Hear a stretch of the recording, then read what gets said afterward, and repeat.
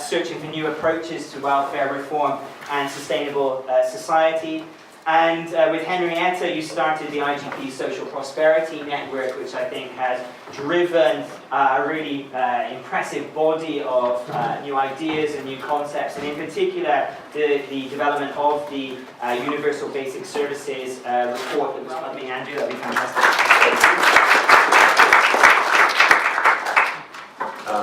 Good to see everybody here. Thanks for coming along. My first note should really be a deep gratitude to Henrietta Moore and the IGP for agreeing to embark on this research project. As Matt was just saying, I started my journey on this just over 30 years ago, as part of an organisation that produced Britain's first hip-hop album. Apart from that, it was very unsuccessful. I learned that just because I put promotion in the name of my business doesn't make me any good at it. So, you know, one of the exciting things is that UBS has attracted interest and a certain degree of support quite often from both the left and the right end of the political spectrum. So it's definitely excited something, and I think that part of that is because people are looking at new ideas. I think that a lot of people are aware that where we're set up today and going into the future, there's a mismatch. And so there is an openness to new ideas. This is a definition which I had the luxury of writing, of Universal Basic Services, because the work that we're doing here at IGP is effectively the first time that this idea is out in the wild, so to speak. So we have the luxury of sort of defining it as we go along. I see someone taking photographs. I'll just make a quick mention that we will post the whole slide deck and all of the references and materials online at igpspn.org. So if you want to go there afterwards, it's not there right now. The report is there right now. Now I think, more useful perhaps than just the sort of dry definition of what we mean by UBS is, what is the question that we're trying to answer? And I think I see this as a question that is going on in countries across the world. As we get into the 21st century, how are we going to be able to deliver what is essential social support to keep our societies together, cohesive, operating as human societies do well, and how can we afford to do that from the available revenues or resources that are in? So I think that's the big question that is floating over politics, over economics, and UBS is an answer to that. And before I go on to what I think our answer to that, I'll point out that we're also guided by another UCL professor who about 16 years ago, for all I know, possibly in this room, came up with this notion of an iron triangle. So Richard Blundell, who was here and at IFS, said if you're going to look at welfare reform, you've got to do these three things. Right? You have got to meet the needs, you've got to control cost, and you have to preserve incentive. And that is an iron triangle that we have accepted as part of this report. And then I'll say one more thing, because I forgot to say it earlier. So this report, which is, there's a copy of it here, how many Patrick has left, that came out in October, is a collaboration, partly between Henrietta and myself, because we started the Social Prosperity Network, but also two economists that were involved in helping us look in the details of the economic analysis, but also to set the big picture. Howard Reed, who is an independent economist and has worked at various think tanks, but he has a very good and detailed model of the impact of the welfare system on different types of households in the UK economy. So he did the modeling for us. And the other person was Jonathan Portes, who is now at King's College as a professor. He was at NISA, and before that was at Department of Work and Pensions, and was a big part of the team that put in sort of income credits, income supplement here in the UK back in the 90s. So the report is by all three of us, and we're all three on board, and so you can sort of imagine two extra people here, although I'm the one who's talking to you today. And we all accept this sort of iron triangle as a condition of getting there. So I think the best way to describe universal basic services is that it's a change. It's a change in direction. that instead of looking and using cash distribution as a way of compensating people for costs, we look directly at reducing cost. And that is a sort of dramatic and different approach to how to deal with welfare, the cost of living in a modern society. And the way that we're doing that is that we're moving the needle from benefits and cash distribution over towards services.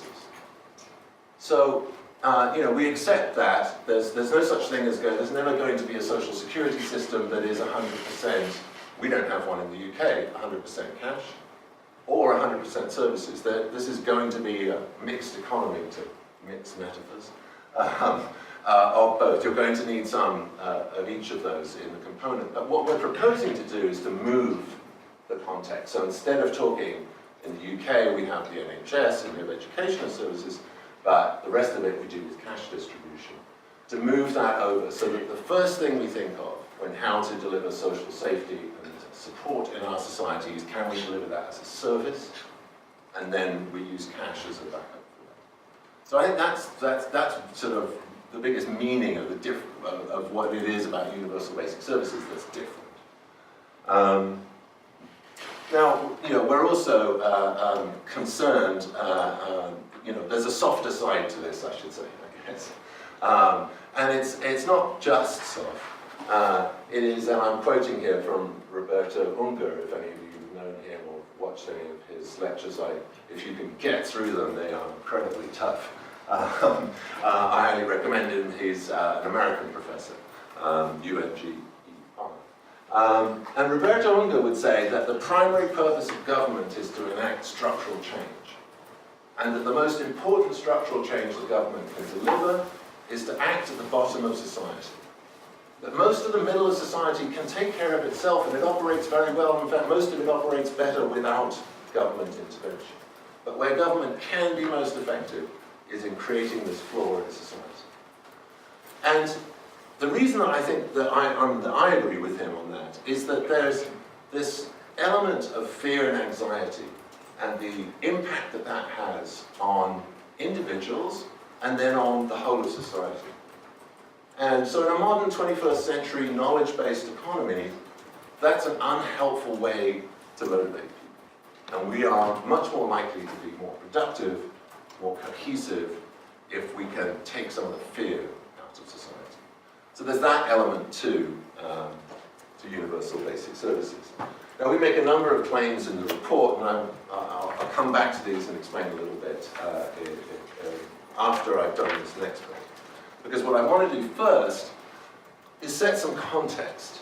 So some people would say that we, as authors of this report, have taken a relatively conservative approach.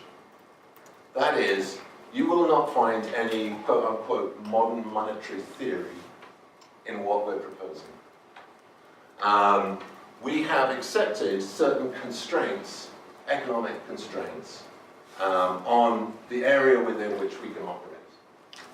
And what I want to do is explain something about why we've adopted those, what we think is credible about that, and that then influences what options you think are possible for the future.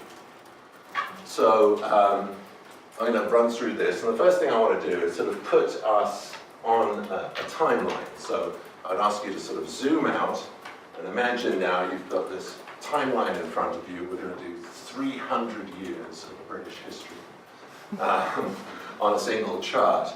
And you can see over this that the main things that have happened is we've been through these big economic revolutions. Now these are, in fact, this is a sort of passageway or a pathway that just about every country in the world has now joined, which we entered very early on. The nice thing about putting us on that is that we've got quite a lot of data from that sort of period. So the first thing that I want to look at within that is life expectancy.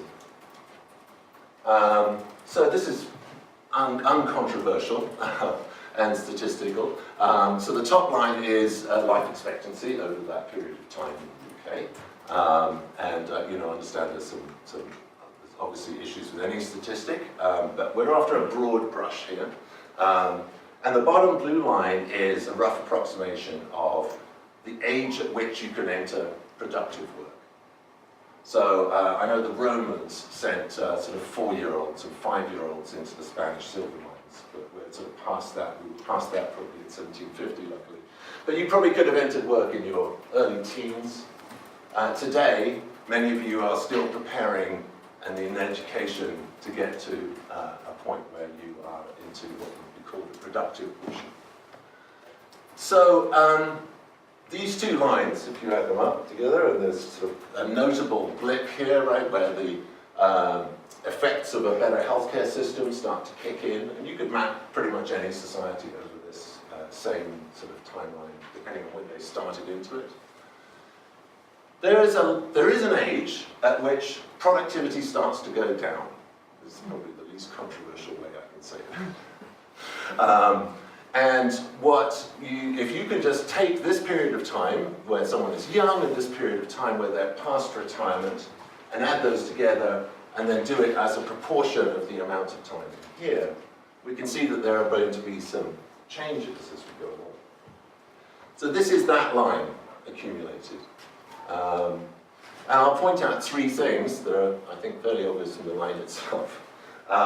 But that somewhere around the middle of your technical period, so after you've been through your industrial revolution and now you've started to have better healthcare systems, there's a period of time where you extend everybody's lives, average lifetimes, but you're extending it within their productive period. So if in 1900 we go from 49 to by 1950 average lifetimes are 70, you've substantially basically added to the productive lifetime of your population.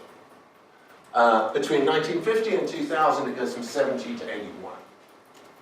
And so you're not adding as productive a time to that. But it means you get this little dip, and then it goes up after a bit, and you'll notice here that somewhere in the next few decades we'll probably cross a halfway point, where people are spending half of their lives either old or young and preparing for work. Now, we just sort of file that way as a rough approximation of, it's one way of sort of estimating what the total level of social support is needed in a society. And what I want you to take away rather than any of the details on this is that this changes over time. And we can't look back at policies that might have worked in the 50s, 60s, or 70s and say that we can just apply those into the future.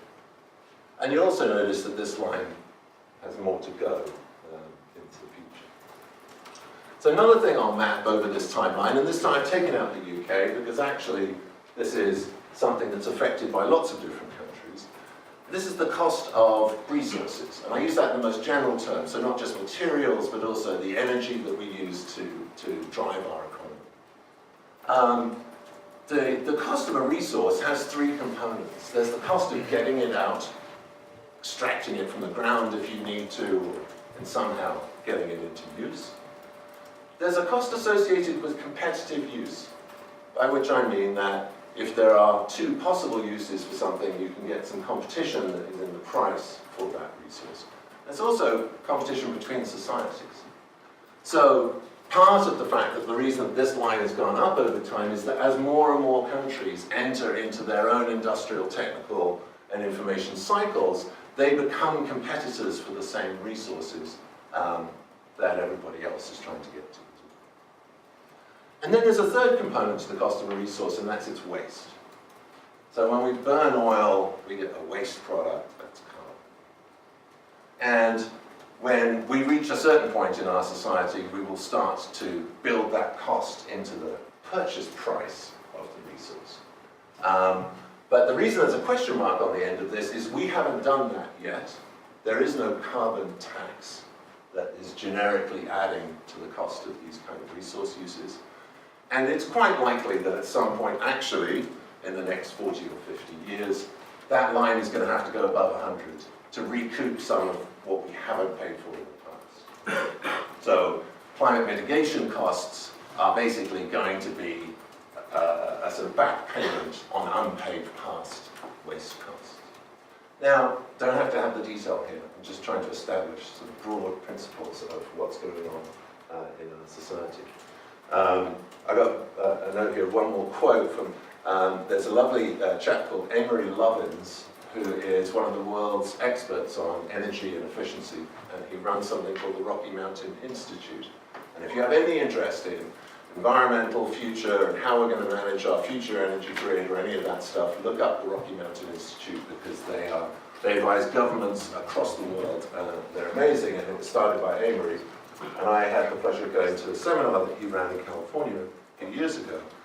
And one of the points that he made was that there's something that we don't see, that's just sort of not so obvious to us as we sit in the middle of our particular situation.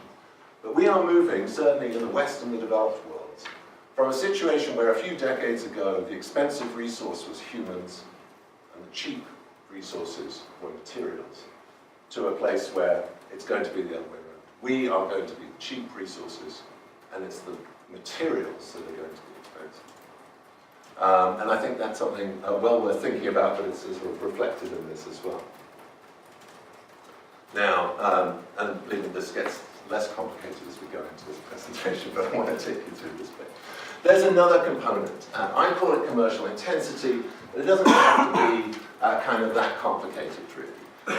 What we're talking about here is not so much the price of anything, but what portion of the activity in your economy do you put a price on?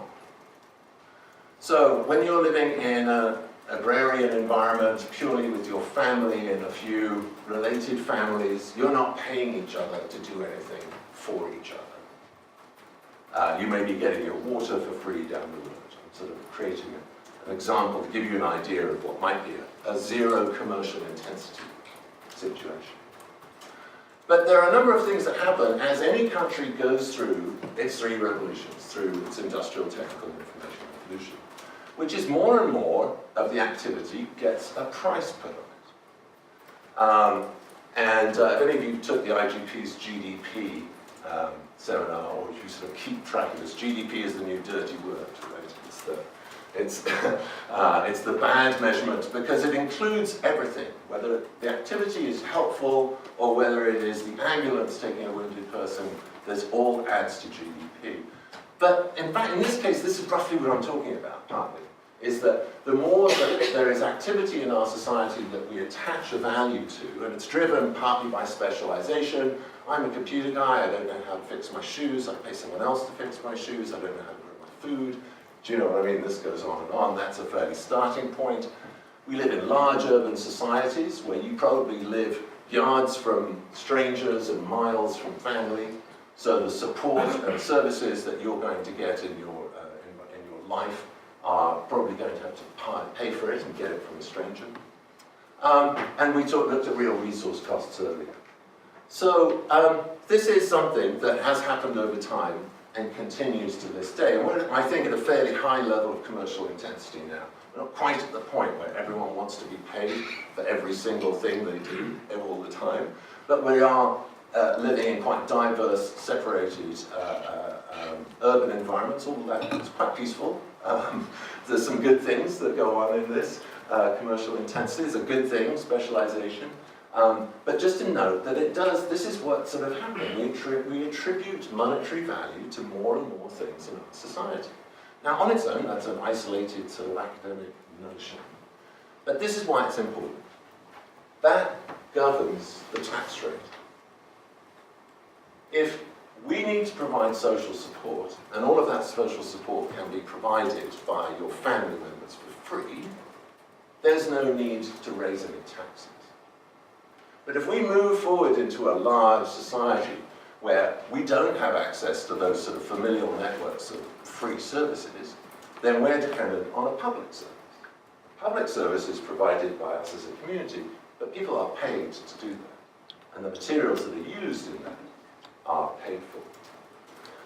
So what this means is that not only do we have over time an increasing social need for support in our society, but as commercial intensity goes up, so does the tax rate needed to raise that. This is a constraint that we kind of accepted as part of our report. We didn't go into it as it didn't fit in the report, but I'll give you an idea of how we think of things. So this blue line is the social age line that we had from before, rough proxy of demand. The red line is if you take the commercial intensity and apply it by that, then you get roughly what a tax rate has to be in an economy to raise enough money to pay for the social support. So if we just map the UK's public expenditure onto that from 1900 through to 2000, we can see this is not a bad approximation. This actually roughly kind of fits with what's really going on out there. So, you know, I'll mention in brief, because this is the right place to do it, there have been some phrases that have come up in society, in politics I think more, but in society over the last few years, and two of them. One of them is big society, if those of you remember that from sort of 2010, 11, 12. Another one that does the rounds is co-production. I don't know if you've heard either of those, but what I find interesting about those is that I don't think they consciously realize it, the people who've coined those phrases, but what they're starting to talk about is the need to reduce commercial intensity in order to deliver these social services. Big society idea was effectively David Cameron and the early Conservative government's idea that through volunteering we would meet some of these needs, and by somehow enabling massive volunteering this would make our society poor. And you know, it didn't work and it wasn't going to, and they're not paying attention to why it is that people would make social effort. But it's interesting that it's part of the conversation, that people are recognizing it. Whether they've done this analysis or not, there is some creeping recognition that social effort, not just taxes, are going to have to play a part in our future. So, if taxes are how we do public support, and they are, this is a pie chart that gives you an idea, because what I'm going to say is our government is largely a social support organisation. 80% of what the government spends its money on is direct social support. That's all the blue sections in here. Not quite sure what to do with other and EU, but some of that probably is social. Defence isn't, right? Industry, agriculture, and employment, there's probably some social in there as well. But even if you take that, the vast majority of what our government spend their time and energy and effort on, and they are funded by our taxes, is social support. Pensions, healthcare, education, these are all direct social support services. So I'm going to go forward on this on the proxy that the amount we spend publicly is largely an idea of how much we're spending on social support services. So, how much money is available for the government? And I find that this is an area of debate that gets really confused. And it starts with someone saying, well, I've got this great new idea for a tax. Or I've got this idea. I was at a talk the other day where someone said that they had reviewed 108 government regulations, and they figured that if they reformed those, they would liberate £400 billion. So, in that environment, it's very hard to have the conversation. Well, sorry, wait a minute, but the government says there's no money available, and this guy's saying we could change 100 regulations and get 20% of GDP? There's a way of cutting through this without getting into the minutiae of whether that particular idea of how to raise that tax, could we up council tax, could we reduce this, could we tax wealth? There's another way to look at this, and I call it super macro. And what I'm going to propose is that if you look across the world, and you just look at different societies, and you ask yourself, how much do they tax? Can we not reasonably assume that dozens and dozens of different societies and countries in different situations over the years might have arrived at some empirical ideas that we can use to give us an idea of how much money is actually available? So look at taxes not as this tax or that tax, but as an overall proportion of GDP. And I know GDP is a bad word, but one of the funny things about this is that GDP was invented by a bunch of economists who were looking to measure fiscal tax activity. So it's actually very, very relevant and useful for this. So if you do this and you go across the world and you can collect the stats, Heritage Foundation has some, EU has some, OECD has some, you can look at how much different societies around the world are taxing themselves. And what's the answer? So without meaning to steal from the Hitchhiker's Guide to the Galaxy, the answer is 42. That is the average of the EA19 in here. And it's not just across Europe. If you take the top 25 countries in the OECD and you average out their tax rates, it's 42%. There's some variables here. The US is a really hard one to do because most of the people who do the statistics only count federal taxes in the US. They don't do state taxes. And state taxes can be 50% on top of that again. Not 50% literally, but another 10 or 12%. So it's quite actually difficult to throw the US into these. But even if you include the US, we're at 40%. What I hope this does is this gives you an argument that when someone stands up and says, oh, that's a great idea for what we can do in our country. We can reform 108 regulations, and we can raise £400 billion, and this is how we're going to spend it. That you're going to say to yourself, well, wait a minute, what do we spend today? Oh, we're already spending 41%. And this proposal adds 20%. There isn't a country in the world that is raising 60% of their economic output in taxes. So I hope that what that does is give you some idea of a nice simple way to evaluate it, where people say, oh, I found this new source of money. I would argue, and we would argue, well, if it doesn't fit within the parameters that exist today, at least admit that you are proposing something that no one is doing, that no society anywhere on the planet so far has figured out is the right way to do it. So I'm not saying anything's impossible, it's all possible. But it may be very, very unlikely. So if we map that line onto our UK history that we were looking at earlier, we can see this is an interesting period to be alive. That we are spending 41%, it's pretty close to that 42 kind of average. And we know two things about the future. We're going to have more old people, and resource costs are going to go up. So we need solutions for social support in our society, we would argue in this report, that are realistic, that they fit within these constraints, that these are real constraints. I'm not one who buys that any human society is going to sustain a 60% tax rate. I think there's a reason that it's in the mid to low 40s on average for most countries in the developed world.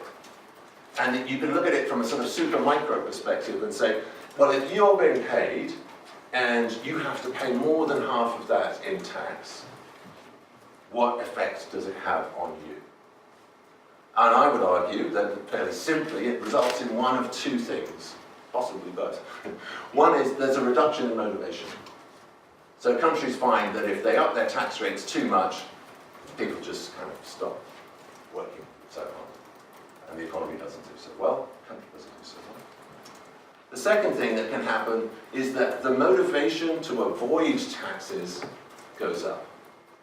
So either way, you get either a smaller economy or you get more corruption. And that's why it turns out that human societies across the planet don't go much above this sort of 42, 43, 44%. Denmark's at 50%, but they're very small and they're very sort of homogeneous. France is at 45%. So there are countries that are higher than we are, but they're not, it's not, you know, which 2, 3, 4% maybe is available to spend. So that's a constraint we accepted in this report. And I think that is the fact that we accepted that makes this a little different than some of the other things that people have proposed. So let's look at what we think the components that need to be in social support consist of. I think this is a pretty uncontroversial list, it's modelled on a 21st century economy and society, so it's moving beyond just what is people's physical safety, their health, but also includes opportunity through education, and their ability to participate in a free and open democracy and in the economy of knowledge, to communicate, to be on the internet, to be digitally connected. So these are the 7 services that we include in the definition of what universal basic needs are. And then in the UK, we already do 3 of these as a service. We do education and healthcare and legal services, which is a sort of bucket into which we don't just put legal aid, but the cost of the democracy itself, the protection services, fire, police, that kind of stuff. So these are all delivered, paid for out of taxes and delivered as services. You don't have to pay when you go through the school gate, and you don't have to pay when you go to the doctor. The other 4 is what we've modeled in our report. So if we take the total set of basic needs that should at least so people have access to, and I'll use this as a moment to say, you know, the proper name says a proposal for universal basic services on here, right? What it probably should say, the accurate one, would be a proposal for universal access to basic services. Right? We're not actually proposing that everybody live in social housing, or that everybody uses the bus. Right? What we're proposing is that that access should be available to everybody when they need it. There are certainly issues in here, and you know, parts of the critique of the report where the allocation of resources, particularly scarce resources. But anyway, so access to shelter, food, and transport is what we modelled, and what we're trying to answer, the question here is, how much does that cost, and does it fit into the wriggle room that is available from our super macro analysis of how much money could possibly be raised in taxes. What I want to point out here is we didn't shy away from nice, bold gestures of what it would take to really get social safety, security, to take fear out of our society. We modelled 1.5 million housing units. That's roughly the shortfall in builds that is estimated in the UK from recent decades. And we did that without any compensatory, oh, well then we're going to rent them out or sell them or whatever it is. We said, no, we're going to build them and we're going to deliver them for free, along with utilities and no council tax. Now whether you'd actually do that is not the point. The point here is, what we're trying to do is we're trying to drive at what is the cost of delivering a proper social security system in the 21st century, and we wanted to be as open about that as possible. So that's it on housing. On the food side, we looked at 3 different options. What would it take to replace food bank use, which gets a lot of press and there's a lot more of it, and it's an indicator of a problem in our society. But actually it does not cover food insecurity. Food insecurity is better measured. There's a Food Standards Authority survey which they do, and one of the questions they ask, they go into people's houses and they sit down at their kitchens and they talk to them. And one of the questions they ask is, have you in the last year had difficulty putting food on the table for you and your family? The answer to that is yes, by about 4 million people in this country. So we took that number and we said, okay, well how do you know? I mean, well, maybe we could do 1/3 of the meals for 4 million people. That's 1.8 billion meals a year. I'm trying to point out to you, these are not small, tiny little services that we modeled in this. This is a properly expansive program, were you able to implement it. What we did on transport is we took the Freedom Pass, which is what everybody over the age of 62 in the country gets, which is basically free local transport, and we gave that to everybody. What would it cost to give that to everybody? And I'll point out that we recognise that transport services have been driven into the ground in a lot of parts of the country, so we 2.5 times the budget for local transport to make sure that there was money available to actually run rural bus services where they have been withdrawn in recent years. And then on the information side, we said, okay, well how about a basic level of cell phone service that everybody gets, and it's uncancelable. If you might buy your extra gigabytes of data and whatever else, but if you don't pay that bill, the cell phone company can't cut you off. You are at least still connected. You can call for that next job interview. You can make your doctor's appointment. you've got a level of service which is uncancelable, maybe basic. And we did broadband internet across the country, and we cancelled the BBC TV license. Can't remember what was Netflix. Yeah, went on Netflix instead of... Yeah, well, you got broadband, but there's no Netflix.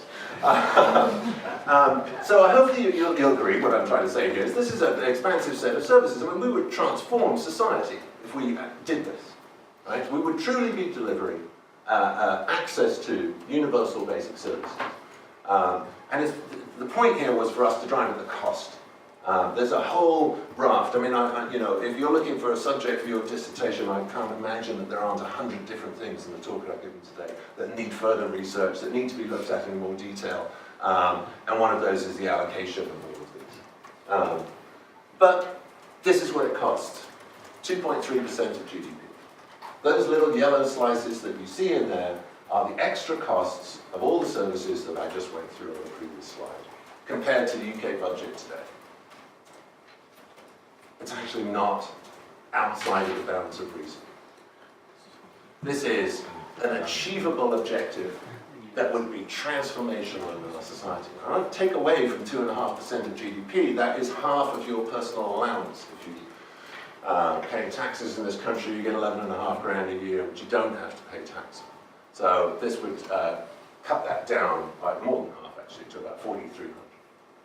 The average person in the higher ends of the income scale is going to pay 20 quid a week to enable this. You know, I think that's worth it. But my point then, the point of the report, was to answer this question, because when you say to people, hey, you know what, I've got this idea of universal basic services, so instead of actually dishing out cash and doing cash distribution, we could actually deliver these services. And people go, oh, that's crazy, that costs too much money. Now we have the numbers. I think that's probably the biggest contribution. That's why it can open up this debate and say, okay, now we can talk about this, and we're not crazy.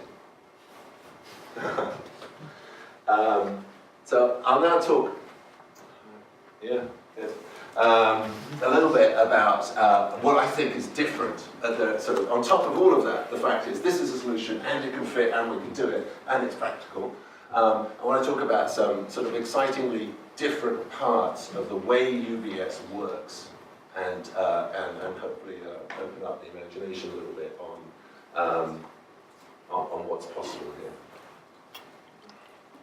Again, we're not replacing 100% of cash in this, and I'll make that point. So we didn't change any of the benefit system when we did that analysis, with the exception of one thing. So the people who moved into the social housing, the 1.5 million social housing units we built, we didn't pay them housing benefit on top. But that is the only change to the welfare system that we made. We left everything else in place. This is an analysis by Howard on the distributional impact of these services on different groups of people. So these charts all start with the poorest 10% of the population down there and the richest 10% of the population. And they give you an idea of the impact. Now, these were services that we allocated mostly to the people at the bottom end of our society. So I'm going to talk a lot about this first column. There's an effect, which was called the social wage effect. And the earliest reference I've come across from that is a Labour politician, she's called Barbara Castle, for those of you who know her, in the 1970s, who used this to describe the effect of social public services. That what they do is they effectively replace cost. It's kind of like getting paid. And that these services that we've modelled, which are just, so this is just the housing, the transport, the food, and the information, not the healthcare, the education, are worth a lot to people who actually use those services. 126 quid a week, which to someone in the lowest earnings brackets in this is like getting an 80% pay raise. It makes a huge difference to people's cost of living. We haven't actually handed anybody any cash. What we've done is we've replaced cost in their lives. And this is a fundamental difference that services deliver. you know, particularly when we think of something that you read about more and more nowadays, is that there are a lot of people in the UK that we classify as in poverty are also in work and or have precarious work environments. So hopefully I not too much effort to understand that this kind of impact, because a lot of those people are at the lower end of the income deciles, this kind of service, alleviation of cost for them, can have a major impact on the quality of lives for those kinds of people. There's a second part to this same thing, which is that it doesn't actually cost us £126 to deliver those values. Those are the replacement cost values to the person. So instead of them having to pay rent, they're getting the housing, right? So instead of having to buy this meal for the kids, they're actually getting that done. But there's a difference between what it costs for a private individual to buy something and what it costs for public provision. If we were talking about taking startups down, we would be calling this the sharing economy. And we would all get it, wouldn't we, right? There's a reduction in cost because we've shared resources between us and get more efficient use out of the resource.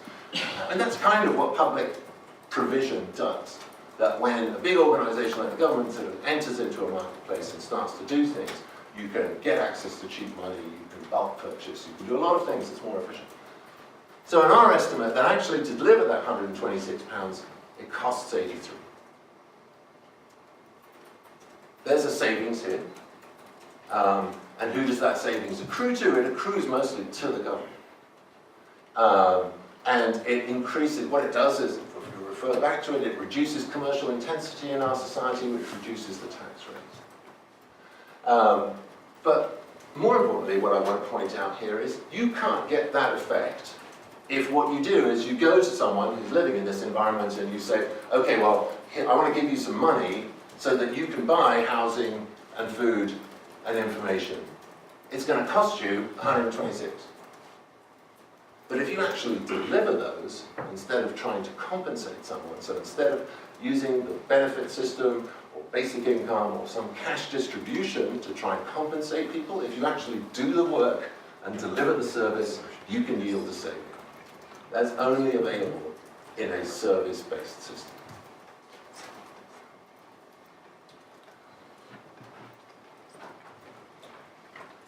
This potentially, and this is the stuff that I think is most exciting and I'd love to spend some time on as we go into the next stage of the research, is the extent to which this changes the private economy. Because you have the potential here to enable a whole raft of what I would call micro businesses. There are lots of businesses, many of them beginning with repair, reuse, retrofit. A lot of them are environmentally very beneficial and that we would want to encourage. But they operate on much smaller margins. They're only going to happen if we can reduce costs across the board. And if what we're doing is delivering a set of services that have reduced people's cost of living, then more people can afford to deliver these kind of highly specialized, very localized, might be caring services, there might be any of those re-services that I talked about. But there's a possibility that it would enable a whole lot of sort of non-corporate micro activity. I'm probably using a lot of long words to explain to someone who in 1917, 20 or something would have just said, oh, you mean you're like doing the stuff that we do every day, right? Fixing things and taking care of granny. But we can enable a lot of that activity, I think, by reducing people's cost of living. Now, it's a common critique from a certain spectrum of the left that says that, well, you know, all we've done with income credits, for instance, is we've subsidized the corporations, right? Because we're basically giving them cheap labor and we as a taxpayer is taking it on. Well, I mean, the bad news here is that's what public spending is. I mean, that's what the healthcare system is. In the NHS, I mean, in the UK, you go and hire an employee, you don't have to add on $1,000 a month to pay for healthcare, which is what you have to do in the States. Anything that you do, that you spend as a government, as a society, to reduce people's cost of living or to take a burden off their shoulders, has the potential impact of benefiting the employers in that same society because it reduces labor costs. So actually you can't put that label on this service or that service. They all do that. And actually, it's a great thing. Potentially it makes our our businesses more competitive on the world stage. So that is an impact of any kind of benefit or welfare system. It's exaggerated with universal basic services because we get that bigger kick. We get the £126 impact instead of just the £83. And I personally think that subsidizing the bottom rather than the top, meaning, facilitating a reduction in cost in average employees' lives is a more effective way of subsidizing the business environment than trying to do corporate welfare directly and giving them subsidies directly. Because what it then means is the marketplace has to compete for the available resources that are liberated by that activity that you've done. You don't have to pick winners, you don't have to pick industries and so on. And then the quality of motivation, obviously it increases bargaining power, but pretty much all welfare systems do, basic income would as well. If I don't have to take this job to feed my kids, then my bargaining power has been increased. And certainly universal basic services, the access to those would increase your bargaining power in that situation. I think it's really important because in a 21st century economy, the sort of knowledge economies that we work in, the type of motivation that people are operating from makes a difference to how productive they are. And I would argue that if what you're doing is you're doing something because you don't want to be destitute and have your children starve, that is a different motivation than saying, oh, I think that what I'm really good at is this and I'm going to go and do that. But the second option is the more productive option that yields a better economy. I think this is a point that's too often too easily missed by certain groups of people, but anyway, I'll come back to that in the questions. I'm nearly there. They meet needs very directly. So I'm going to use the example of the bus pass if we run through this, right? Is that I can give everybody in this room a free Oyster card for the next year, and when are you going to use it? When you need to travel somewhere, unless you're like my son who's so in love with the tube, he'd probably sit on it on purpose for days. But most people will use the service at the time that they need to do the thing that it is that you're offering. So giving everybody an Oyster card is almost costless, right? But it enables access to that service at exactly the point of need. So you normally use a bicycle, you don't use that, you wake up in the morning, someone stole your front wheel, and you can jump on the tube, or you can jump on the bus. So I'm using sort of fairly sort of straightforward examples here, but this accrues to services particularly, that you can enable a broad set of access to services and that those get employed. And this is the way the NHS works, right? I mean, we all have access to the NHS, but you don't go in until you're sick. There are plenty of places where cash distribution doesn't work, and it isn't working today. I've got 100 children here. I mean, the thing with children is that nobody in the world is proposing a welfare system which pays benefits to children. Right? We all, if you're going to distribute cash, you give it to adults, right? 4 or 5-year-old. But you can give access to a community canteen or whatever your version of various of these services are to anybody. It doesn't carry the same energy, weight, responsibility. So my sister-in-law was a big fan of that one. Hungry children are something that you can deal with in the service that you just, if you're doing cash distribution, you cannot get the same level of effectiveness, the same level of penetration. Sometimes cash just makes it worse, right? We've got a complete mess of a housing market in this country.